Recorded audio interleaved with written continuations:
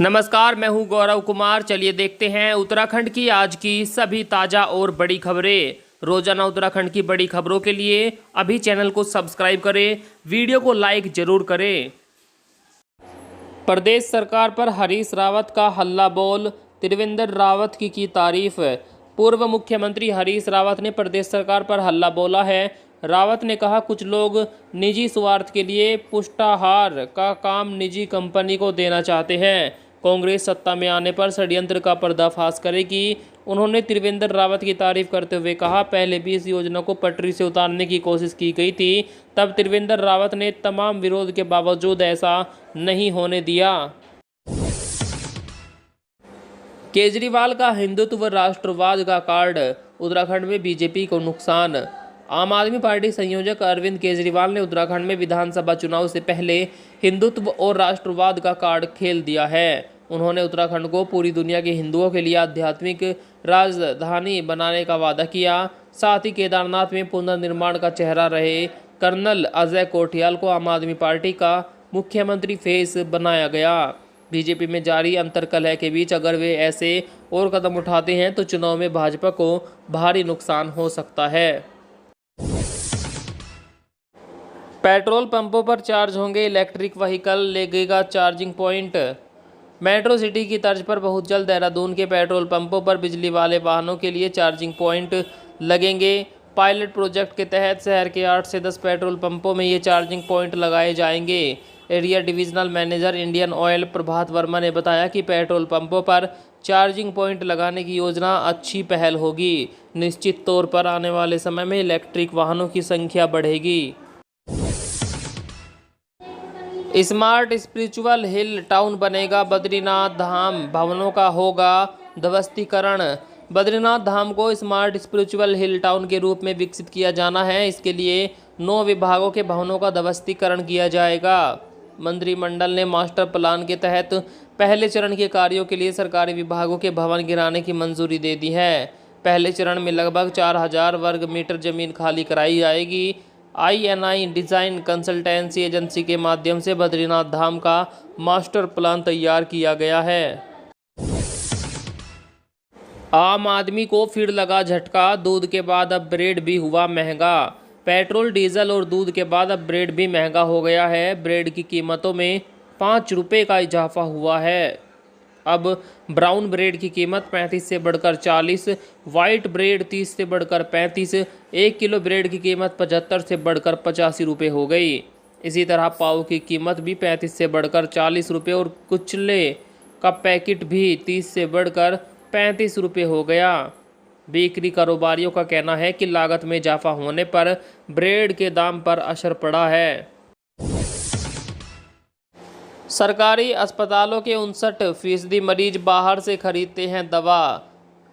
Comptroller and audit general of India यानी CAG ने उत्तराखंड के सरकारी अस्पतालों में ऑडिट किया था। इसके आधार पर 2021 के संदर्भ में कैग ने अपनी पहली रिपोर्ट जारी की है। रिपोर्ट के अनुसार सरकारी अस्पताल पहुंच रहे 59% मरीजों को दवाई नहीं मिल रही है। अधिकांश मरीजों को बाहर से दवा खरीदनी पड़ रही है। वहीं 70% अस्पतालों के ऑपरेशन थिएटरों में जरूरी उपकरण में दवाएं उपलब्ध नहीं हैं।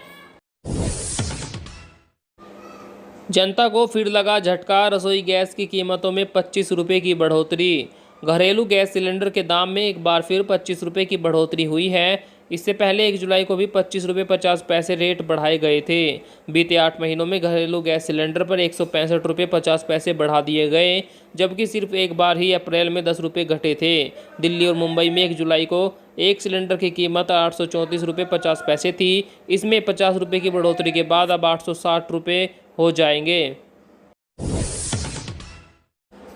कोरोना के मामलों में बड़ी गिरावट, 24 घंटों में मिले मात्र 25,000 मरीज। देश में कोरोना संक्रमण के मामलों में गिरावट आई है। 24 घंटों में 25,166 नए मरीज मिले, जबकि 437 लोगों की मौत हुई। अब देश में कुल संक्रमितों की संख्या 3,22,50,679 हो गई। फिलहाल 3,69,846 एक्टिव केस है, जबकि 3,14,48,754 लोग ठीक हुए हैं। कोरोना से 4,32,079 लोगों की मौत हो चुकी है। देश में अब तक 55,66,29,524 लोगों को ऑक्सीजन लगाई जा चुकी है। दिल्ली से देहरादून लाकर लड़कियों से करवाते थे देह व्यापार। उत्तराखंड पुलिस ने देहरादून में देह व्यापार में लिप्त हरियाणा निवासी एक दंपत्ति सहित अन्य युवकों और युवतियों को गिरफ्तार किया। थाना वसंत विहार पुलिस ने एंटी ह्यूमन ट्रैफिकिंग यूनिट की टीम के साथ एक मकान में छापेमारी की। यहां कमरे से संदीप शर्मा एवं उसकी पत्नी रिया तथा अंदर के कमरों में एक महिला और पुरुष आपत्तिजनक अवस्था में पाए गए। संदीप ने बताया कि दिल्ली से लड़कियों को लाया जाता है। अटल उत्कृष्ट स्कूलों को मिले 870 शिक्षक। उत्तराखंड सरकार के महत्वाकांक्षी प्रोजेक्ट अटल उत्कृष्ट स्कूलों को 870 शिक्षक मिल गए। 2 दिन चली काउंसलिंग के बाद अपर माध्यमिक शिक्षा निदेशक एसपी खाली ने शिक्षकों की तैनाती के आदेश जारी कर दिए। शिक्षकों के 870 रिक्त पदों में 352 पद प्रवक्ता कैडर के हैं और 12 और 13 अगस्त को दून के राजीव नवोदय स्कूल में मेरिट में आए शिक्षकों की काउंसलिंग की गई थी। शिक्षकों की तैनाती के आदेश दिए। प्रधानमंत्री किसान का पैसा हो सकता है 2 गुना, अब खाते में आएंगे 4,000 रुपये। पीएम किसान सम्मान निधि योजना के तहत लाभ पाने वाले किसानों के लिए अच्छी खबर है। जल्द ही उनके खाते में 2,000 की जगह 4,000 रुपये की किस्त आ सकती है। मीडिया रिपोर्ट्स के मुताबिक केंद्र सरकार पीएम किसान की राशि को डबल करने पर विचार कर रही है। ऐसा होने पर किसानों को हर साल 6,000 रुपये की जगह 12,000 रुपये 3 किस्तों में मिल सकते हैं। फिलहाल पीएम किसान के तहत किसानों के खाते में सालाना 6,000 रुपये भेजे जाते हैं। उत्तराखंड चुनाव 2022, कर्नल अजय कोठियाल होंगे आम आदमी पार्टी के मुख्यमंत्री पद का चेहरा। आम आदमी पार्टी के राष्ट्रीय संयोजक अरविंद केजरीवाल देहरादून पहुंचे। उन्होंने ऐलान किया कि उत्तराखंड के आगामी विधानसभा चुनाव में आम आदमी पार्टी से कर्नल अजय कोठियाल सीएम पद का चेहरा होंगे। केजरीवाल ने कहा कि कर्नल कोठियाल वो शख्स है जिन्होंने अपनी जान की बाजी लगाकर देश की रक्षा की। अरविंद केजरीवाल ने कहा कि हम उत्तराखंड को पूरी दुनिया के हिंदुत्व के लिए आध्यात्मिक राजधानी बनाएंगे। तालिबान के समर्थन में उतरा रूस, कहा काबुल अब ज़्यादा सुरक्षित। अफगानिस्तान में बिगड़ते हालात के बीच रूस ने चौंकाने वाला बयान दिया। रूस के राजदूत दिमित्री जिरनोवा ने तालिबान की तारीफ करते हुए कहा, तालिबान ने पहले 24 घंटों में काबुल को गनी के शासन की तुलना में अधिक सुरक्षित बना दिया है। शहर में स्थिति शांतिपूर्ण और अच्छी है। गनी का शासन ताश के पत्तों की तरह बिखर गया। उनके समय अव्यवस्था चरम पर थी, लोगों ने उम्मीद खो दी थी और विकास शून्य हो गया था। उत्तराखंड में 8 अफगानी नागरिकों ने मांगी भारत की नागरिकता। उत्तराखंड के देहरादून में इस वक्त 89 अफगान नागरिक पंजीकृत है। इसमें 8 लोग ऐसे हैं जिन्होंने भारत की नागरिकता के लिए आवेदन किया है। ये सभी अफगान हिंदू हैं जो करीब 20 सालों से यहाँ रह रहे हैं। वहीं भारतीय सैन्य अकादमी में करीब 80 अफगानिस्तानी कैडेट प्रशिक्षण ले रहे हैं। ज़्यादातर देहरादून में प्रेमनगर और पटेल नगर के रहने वाले हैं। कुल 9 लोगों ने आवेदन किया था, इसमें से 1 की मौत हो चुकी है। आम लोगों के लिए खुल गया लाल किला। दिल्ली का लाल किला पर्यटकों के लिए खोल दिया गया है। स्वतंत्रता दिवस समारोह की तैयारियों और सुरक्षा कारणों से 21 जुलाई से लेकर 15 अगस्त तक के लिए लाल किला पर्यटकों के लिए बंद कर दिया गया था। सोमवार को लाल किला बंद रहता है, इस कारण 16 अगस्त को इसे पर्यटकों के लिए नहीं खोला गया। पर्यटकों को ऑनलाइन टिकट के आधार पर किले में प्रवेश मिलेगा। सुप्रीम कोर्ट ने केंद्र सरकार को जारी किया नोटिस, 10 दिनों में देना होगा जवाब। पेगासस मामले में सुनवाई के दौरान सुप्रीम कोर्ट ने केंद्र सरकार को नोटिस जारी किया है।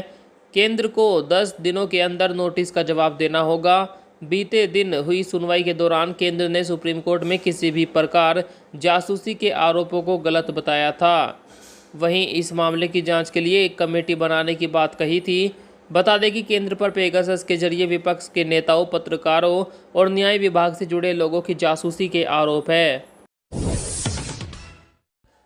अफगानिस्तान में स्कूल कॉलेज बंद, बुरके की दुकानें खुली, बिक्री बढ़ी। अफगानिस्तान में तालिबान का शासन का असर नजर आने लगा है। दहशत के माहौल से स्कूल, कॉलेज और दुकानें बंद हैं, लेकिन बुरके की दुकानों में एकदम से बिक्री बढ़ गई है। एक न्यूज़ साइट के अनुसार अभी सबसे ज़्यादा बूम बुर्का बिजनेस में आया है। अलग अलग प्रांतों में बुर्के की दुकानें फिर खुली हैं। महिलाओं को पूरा ढकने वाले मोटे नीले कपड़े वाले बुर्के खूब बिक रहे हैं। यह तालिबान के पिछले शासन का दमन का प्रतीक है।